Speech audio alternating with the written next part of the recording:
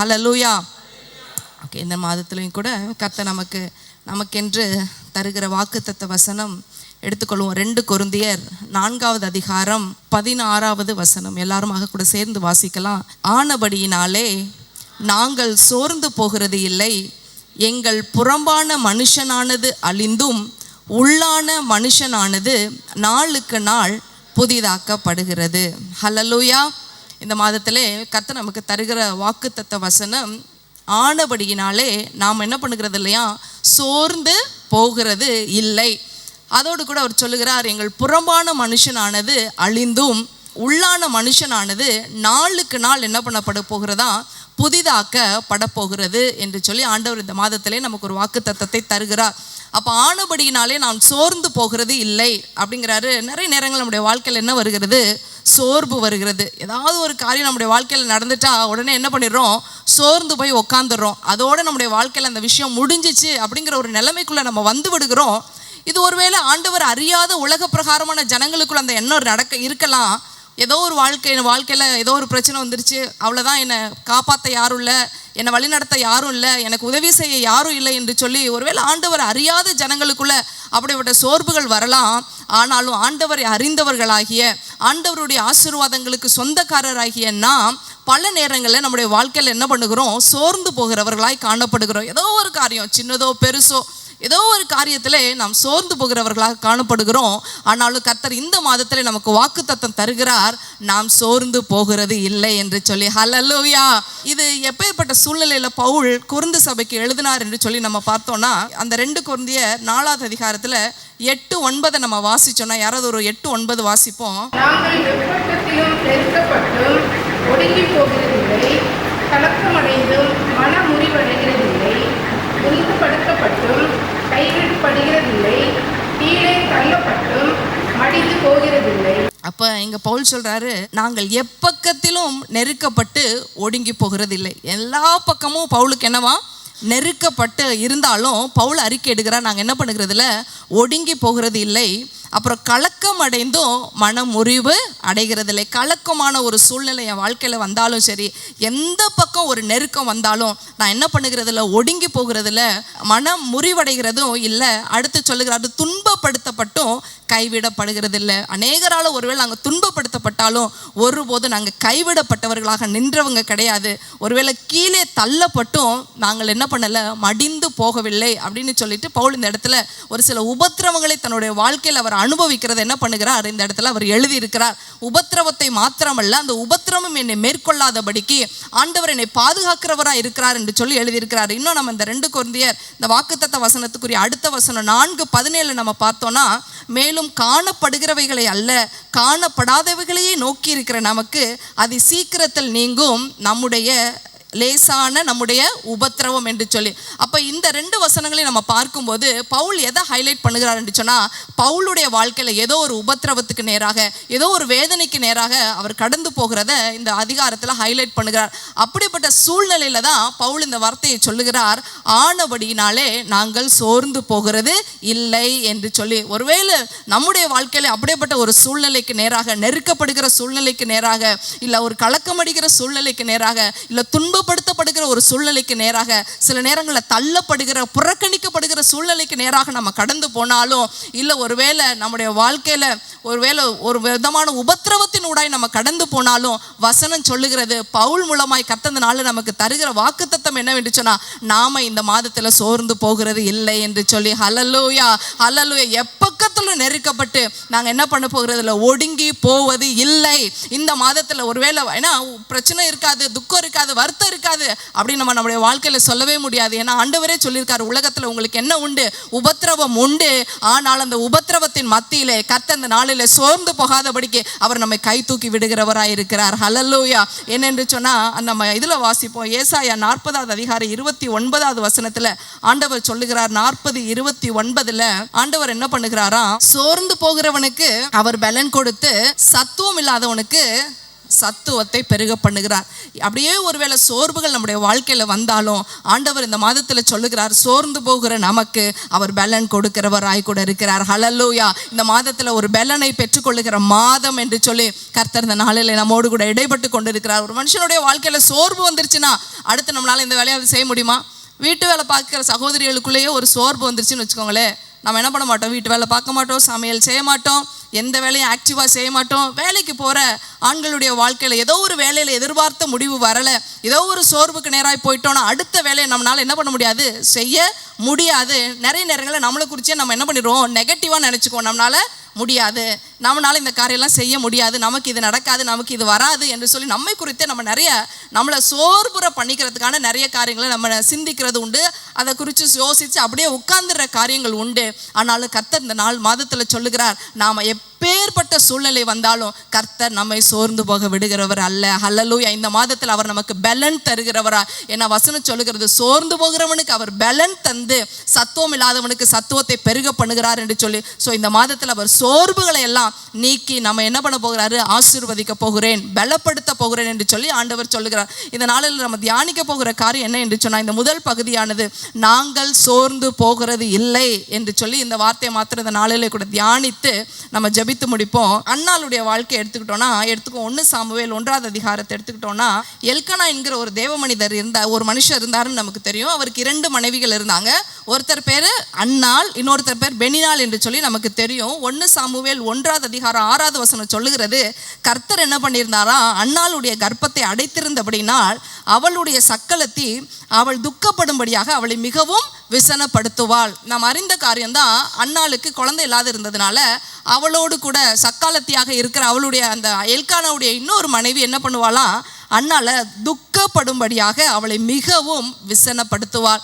அவளை எப்படியாவது என்ன பண்ணணும், துக்கப்படுத்தணும், அவளை எப்படியாவது வேதனைப்படுத்தணும், அவளை எப்படியாவது விசனப்படுத்தி அவளை எழும்பக்கூடாது, அவள் எப்போவுமே துக்கத்தை அவள் தன் வாழ்க்கையில் சுமந்து கொண்டே இருக்கணும் என்று சொல்லி கூட இருந்த இந்த பெனினாள் எப்பொழுதும் அன்னாள் என்ன பண்ணி கொண்டிருந்தா, துக்கப்படுத்தி கொண்டிருந்தவளாகவே கூட காணப்பட்டா. 1 சாமுவேல் 1:7வது வசனம் சொல்லுகிறது, பின்பகுதி சொல்லுகிறது, இவள் அவளை மனமடிவாக்குவாள், அப்பொழுது அவள் சாப்பிடாமல் அழுது கொண்டே இருப்பாள்.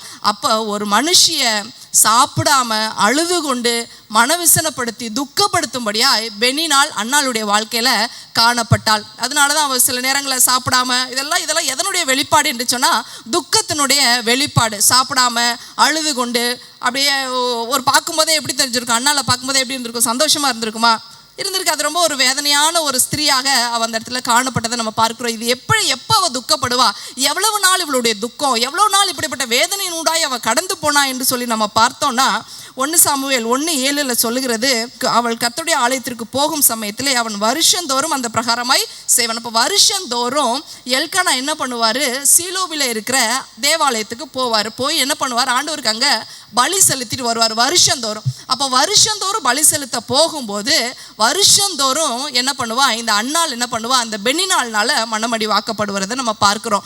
1 சாமுவேல் 1:3 சொல்லுகிறது, அந்த மனுஷன் சீலோவிலே சேனைகளின் கர்த்தரை பணிந்து கொள்ளவும் அவருக்கு பலியிடவும் வருஷந்தோறும் தன் ஊரிலிருந்து என்ன பண்ணுவாராம், போய் வருவார். ஒவ்வொரு வருஷந்தோறும்னா ஒவ்வொரு வருஷமும் போய் வருவாராம். ஆனால் இங்கு எத்தனை வருஷம் என்று சொல்லி கொடுக்கப்படலை.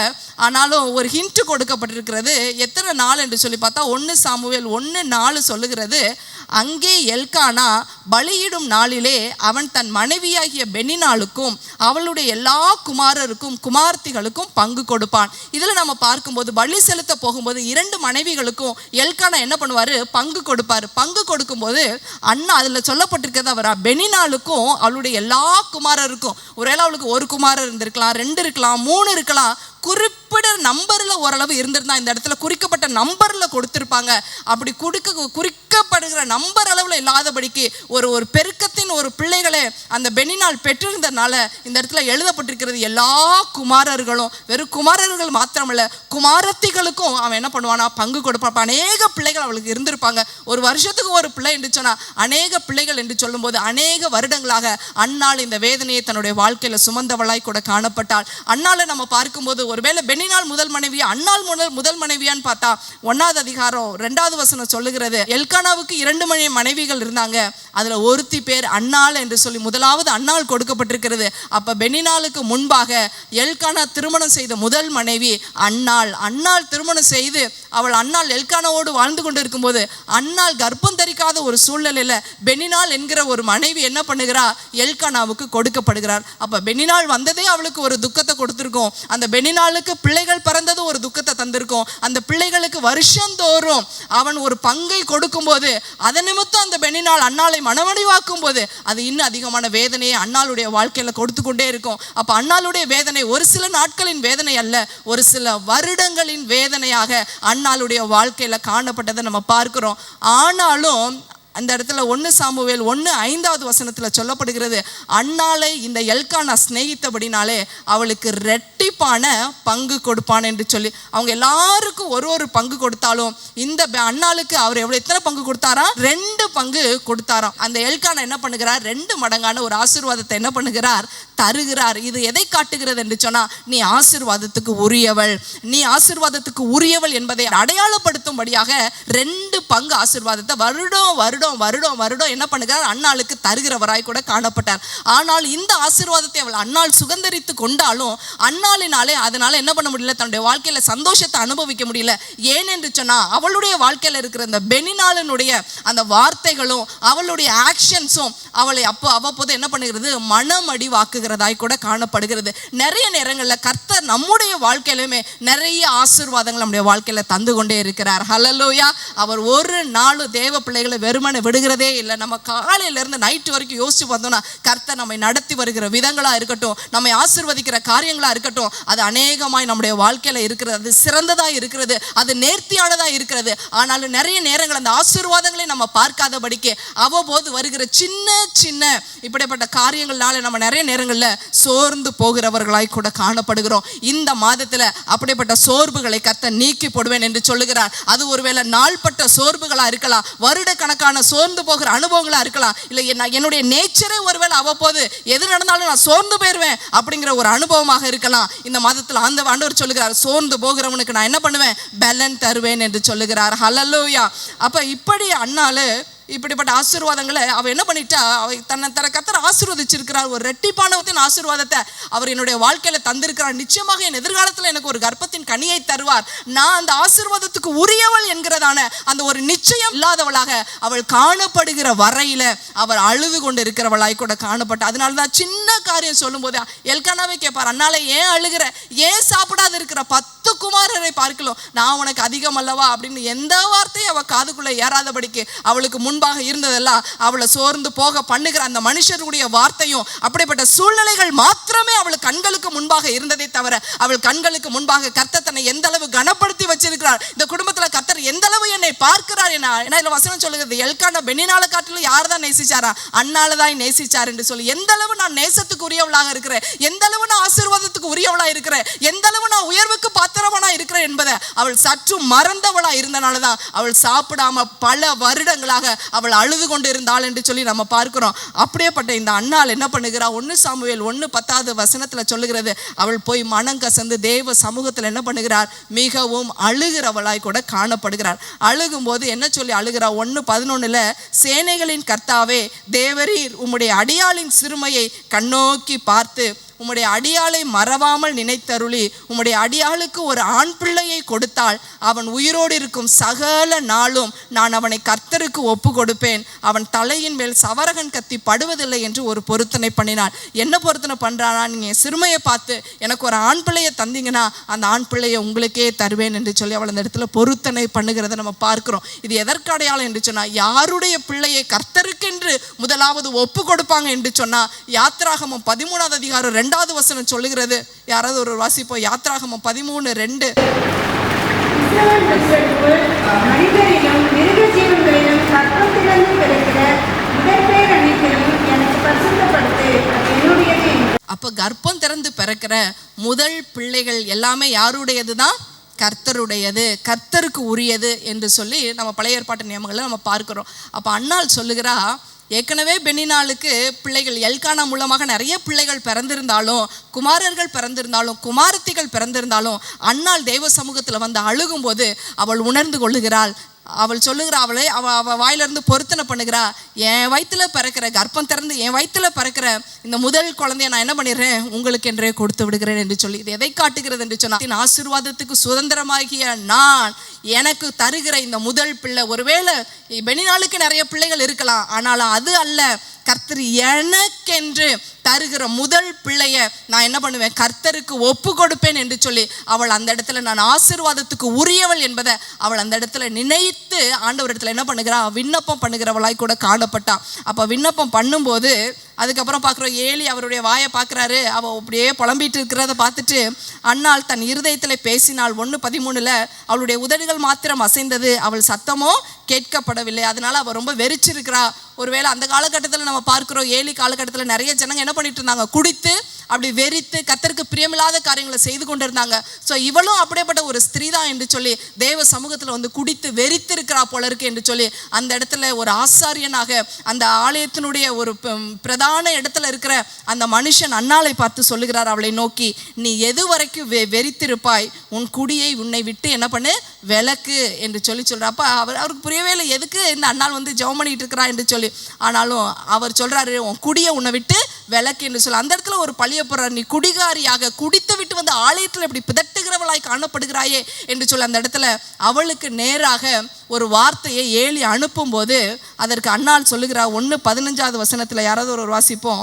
அதற்கு அன்னாள் பிரதியுத்தரமாக, அப்படியல்ல என் ஆண்டவனே, நான் மனக்லேசமுள்ள ஸ்திரீ, நான் திராட்சரசமாகிலும் மதுவாகிலும் குடிக்கவில்லை, நான் கர்த்தருடைய சந்நிதியில் என் இருதயத்தை ஊற்றிவிட்டேன்.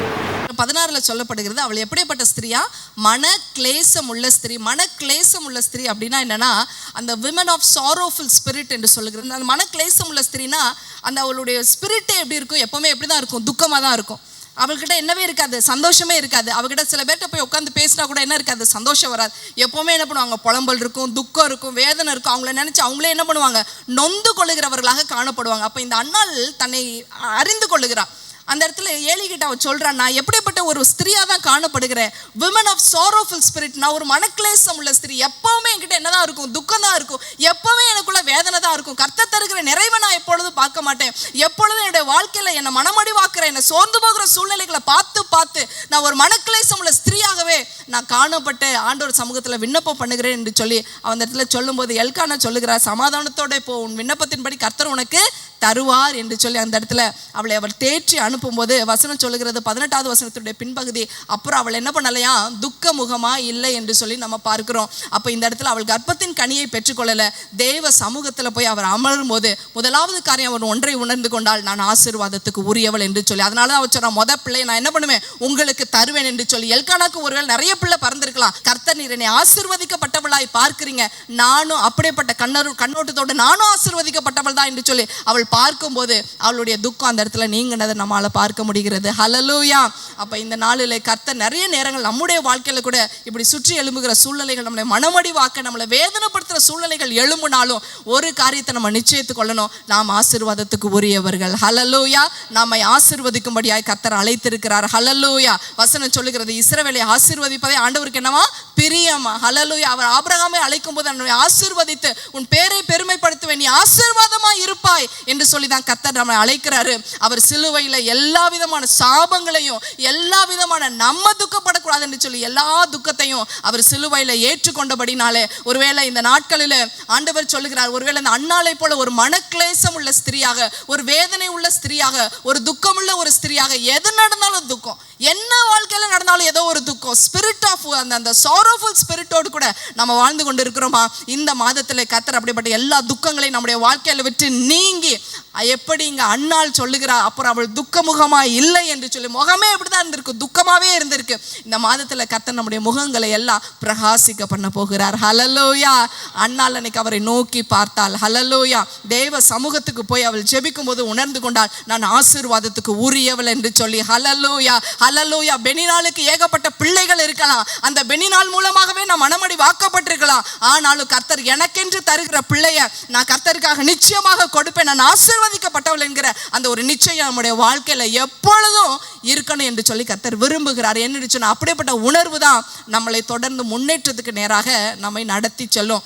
அதனால இது அன்னாளுடைய வாழ்க்கையில ஒரு புறம். இன்னும் நம்ம தாவீதுடைய வாழ்க்கையில பார்த்தோம் என்னன்னா 1 சாமுவேல் 17வது அதிகாரத்தை எடுத்துக்கிட்டோம்னா தாவீதை குறித்து நம்ம எல்லாருக்குமே தெரியும். தாவீது கடைசி பையன். அவங்க குடும்பத்திலேயே 8 பிள்ளைகளில் தாவீது ஒரு கடைசியாக பிறந்த பையன்.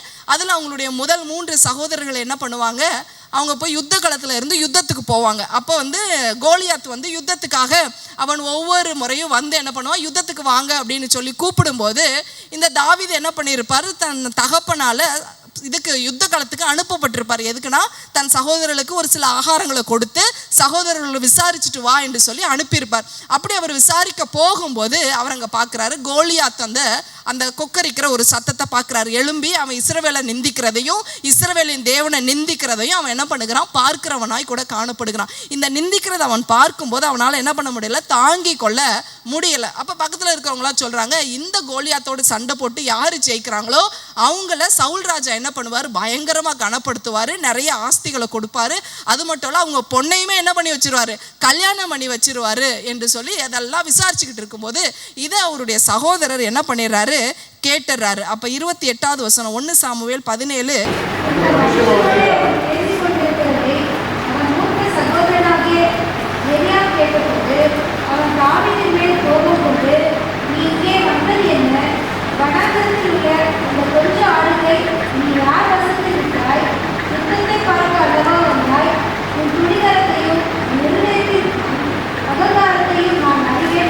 அப்போ இங்கே அதை பார்த்து கொண்டு அவன் மற்ற மனிதர்களோடு பேசிகிட்டு இருக்கிறாரு. யாருமே போய் யுத்தத்துக்கு போக மாட்டீங்களா, அவன் இப்படி ரொம்ப ஒரு தைரியமாக அந்த இடத்துல என்ன பண்ணுகிறாரு, பேசி கொண்டு இருக்கிறாரு. அப்போ எல்லாரும் பயந்த ஒரு சூழ்நிலை, தைரியமாக இருக்கிற சூழ்நிலை யாருக்கிட்ட தான் இருந்தது, தாவீதுகிட்ட தான் இருந்தது. அப்படி பேசிகிட்டு இருக்கும்போது அவருடைய சகோதரர், மூத்த சகோதரர் எலியாபு வராரு.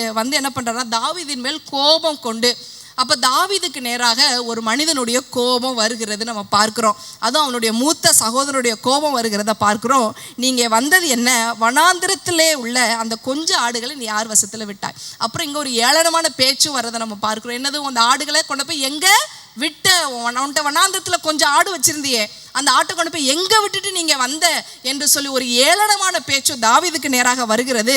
அதுக்கப்புறம் யுத்தத்தை பார்க்க அல்லவா வந்தா, அவனை ரொம்ப ஒரு கீழ்த்தரமாக பேசுகிற ஒரு காரியம். யுத்தத்தை பார்க்க தானே நீ வந்த, இன்னைக்கு தான் நீ வந்திருக்கிற, நீ யுத்தத்தில் உனக்கு பழக்கம் கிடையாது, இது யுத்தம் செய்து உனக்கு எந்த அனுபவம் கிடையாது, யுத்தத்தை பார்க்க வந்த என்று சொல்லி ஏளனமான ஒரு வார்த்தை வருகிறது. அது மாத்திரம் அல்ல, உன் துணிகரத்தையும் உன் இருதயத்தின் அகங்காரத்தையும் நான் அறிவேன். அப்போ தாவீதுக்குள்ள ஒரு துணிகரம் இருந்தது. அது என்ன துணிகரம் என்று சொன்னால், கர்த்தர் என்னோடு கூட இருக்கிறாருங்கிற ஒரு துணிகரம் அவனுக்குள்ளே இருந்தது. அந்த துணிகரத்தை என்ன பண்ணுகிறார், அவருடைய சகோதரன் நிந்திக்கிறார். உன் துணிகரத்தை எனக்கு தெரியும், நீ எந்த தென்னாவட்டில் எந்த துணிகரத்தில் நிற்கிறன்னு தெரியும், உன் இருதயத்தின் அகங்காரத்தையும். அகங்காரம் என்று சொல்லும்போது அவன் எந்த விதத்துலையும் கர்த்தருக்காக என்ன பண்ண மாட்டார், காம்ப்ரமைஸ் பண்ண மாட்டார். அதனால உன் அகங்காரத்தை, நீ எவ்வளோ திமிரு பிடிச்சவன், ஏன்னா என்று சொன்னால் அவன் ஊரோடு ஒத்து வாழுகிறவனாய் தாவீது அழைக்கப்படலை. தாவீது கர்த்தருக்காக பிரித்தெடுக்கப்பட்ட ஒரு வாழ்க்கை வனாந்திரத்தில் வாழ்ந்து கொண்டிருந்த போது ஊரோடு ஒத்து வாழாத ஒரு வேற்று குணாதிசயத்தோடு ஒரு குணாதிசயத்தை உடைய தாவீதுக்கு நேராக சகோதரருடைய வார்த்தை வருகிறது, உன் இருதயத்தின் அகந்தையையும் உன் துணிகரத்தையும் நான் அறிவேன் என்று சொல்லி நேராய் வரும்போது, அப்போ 29வது வசனம் சொல்லுகிறது, அதற்கு தாவீது, நான் இப்பொழுது செய்தது என்ன, நான் வந்ததற்கு முகாந்திரம் இல்லையா என்று சொல்லி. ஒருவேளை அண்ணன் திட்டுறான், நம்மளை இவ்வளோ தூரம் ஏளனமாக பேசுகிறானே, கேவலமாக பேசுகிறாரு என்று சொல்லி மனமடிவாகி தாவீது போகலை.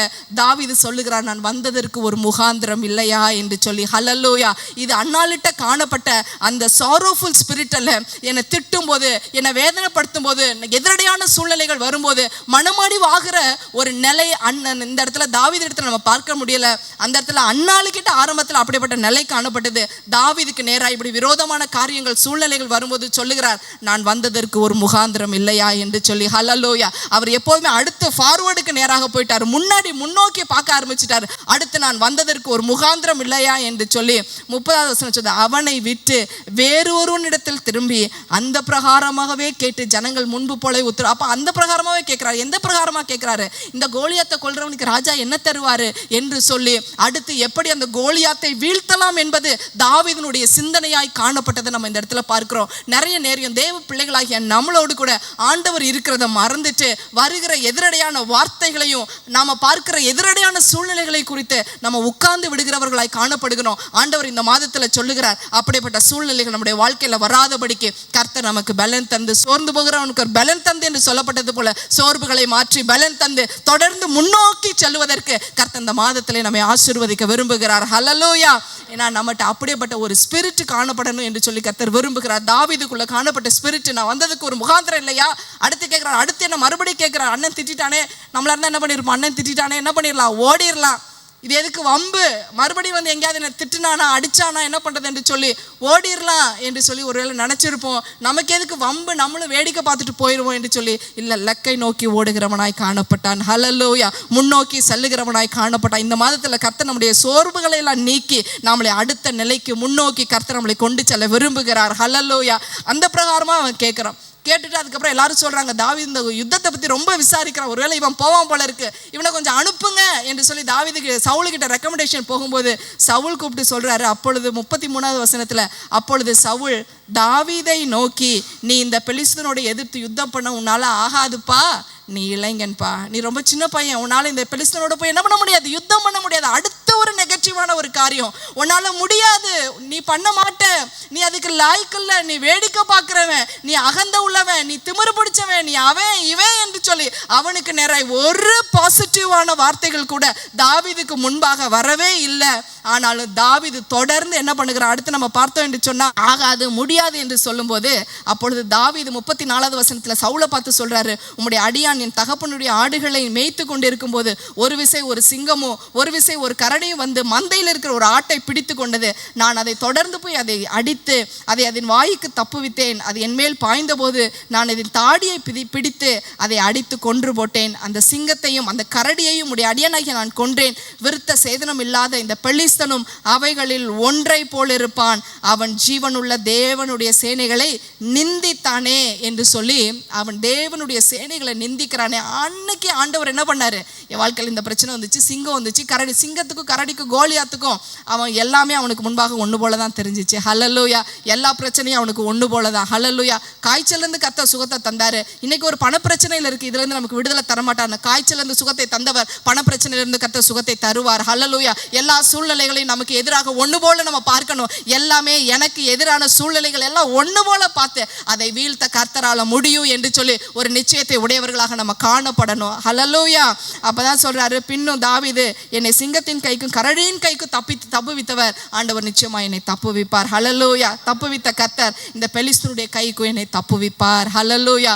கோலியாத் அவ்வளோ பெரிய ஆளு, அவ்வளோ பெரிய இஸ்ரவேலின் சேனையே பயந்து நிற்குது, ராஜாவே பயந்து நிற்கிறாரு. ஆனால் அப்படிப்பட்ட சூழலில் அவர் என்னை தப்புவிப்பாருங்கிற ஒரு ஸ்பிரிட் அன்னைக்கு தாவீதுக்குள்ள இருந்தது. இந்த மாதத்துல கர்த்தர் நம்மகிட்ட அதை தான் எதிர்பார்க்கிறார். அப்படிப்பட்ட ஒரு ஸ்பிரிட், கர்த்தர் நிச்சயமாக என்னை தப்புவிப்பார், கர்த்தர் என்னை நிச்சயமாக விடுவிப்பார். அதான் பவுல் சொல்வார், நாங்கள் எப்பக்கம் நெருக்கப்பட்டோம், நாங்க ஒடுங்கி போகிறது இல்லை, ஒடுக்கப்படவே முடியாது, நாங்க தள்ளப்பட்டும் கைவிடப்படுகிறது இல்லை என்று சொல்லி தாவீது சொல்லுகிறத பார்க்கிறோம். நம்முடைய அறிக்கை அப்படியேப்பட்ட அறிக்கையாக இந்த மாதத்துல மாறப்போகிறது என்று சொல்லி கர்த்தர் அந்த நாளில நம்மோடு கூட இடைப்பட்டு கொண்டிருக்கிறார். அதுக்கப்புறம் சொல்லுவார், நாங்க கலக்கம் அடைந்தோம், மன முறிவு அடைகிறது இல்லை, நாங்க துன்பப்படுத்தப்பட்டோம், ஒரு நாளும் கர்த்தரால கைவிடப்படுகிறது இல்லை என்று சொல்லி ஒரு அறிக்கையை பவுல் செய்தது போல ஒரு அறிக்கையை அந்த இடத்துல நம்ம பார்க்கிறோம்.